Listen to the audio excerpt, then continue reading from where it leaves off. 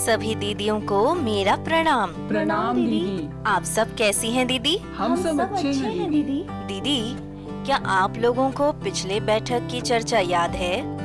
हाँ दीदी, पिछले बैठक में हम लोगों ने सीखा था कि 6 माह तक बच्चे के वृद्धि और विकास के लिए जरूरी सभी पोषण माँ के दूध से पूरा हो जाता है, परंतु 6 से 12 माह तक के बच्चों के लिए माँ का दूध उसकी पोषण की आवश्यकता को आधी मात्रा में ही पूरा कर पाता है। इसीलिए जो बच्चा 6 माह का हो जाए तो माँ के दूध के साथ साथ पूरक आहार शुरू कर देना चाहिए। और हमने यह भी सीखा था कि बच्चों के रोज के खाने में 7 में से कम 4 खाद्य समूहों को जरूर शामिल करना चाहिए। बहुत अच्छा। आइए अब हम लोग महिलाओं, खासकर गर्भवती एवं धात्री माताओं के लिए आवश्यक पौष्टिक आहार के बारे में जानते हैं।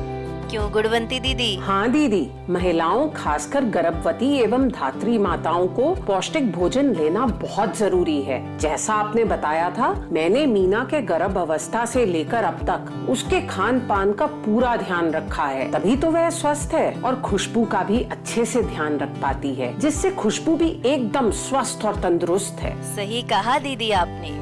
पौष्टिक आहार सभी महिलाओं के लिए जरूरी है, लेकिन गर्भवती एवं धात्री माताओं के लिए विशेष तौर पर जरूरी है, क्योंकि इस समय गर्भ में पल रहे बच्चे का तेजी से वृद्धि एवं विकास होता है।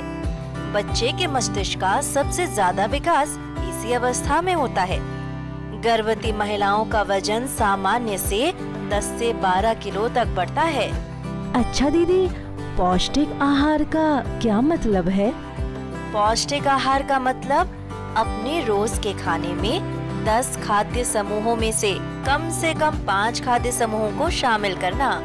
10 खाद्य समूह क्या हैं दीदी? हमारे शरीर को कई प्रकार के पोषक तत्व की आवश्यकता होती है, जो कि इन 10 खाद्य समूहों से प्राप्त किए जाते हैं।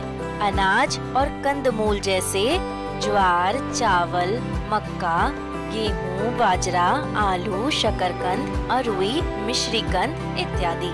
दाल एवं फलियों जैसे वकला का दाल, चना, मसूर, राजमा, मूंग, अरहर, कुर्थी, सोयाबीन एवं अन्य फली उत्पाद।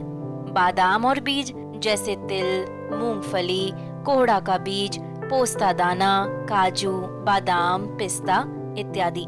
दूध एवं दूध से बनी चीजें जैसे कि दही, पनीर, घी, खोआ आदि। मांस और मछली, अंडे, हरे पत्तेदार सब्जियां जैसे पालक, मेथी, बथुआ, सरसों, चौलाई का साग, सेम एवं कोहरे के पत्ते। पीले या लाल रंग के फल एवं सब्जियां जैसे पका हुआ आम, गाजर, आड़ू, पपीता, कोहरा, खरबूज इत्यादि। अन्य मौसमी सब्जियां जैसे कि खीरा, भिंडी, फूल गोभी, बंधा गोभी, मशरूम, परवल, मूली, लौकी, बैंगन, करेला, नेनुआ, झींगे इत्यादि।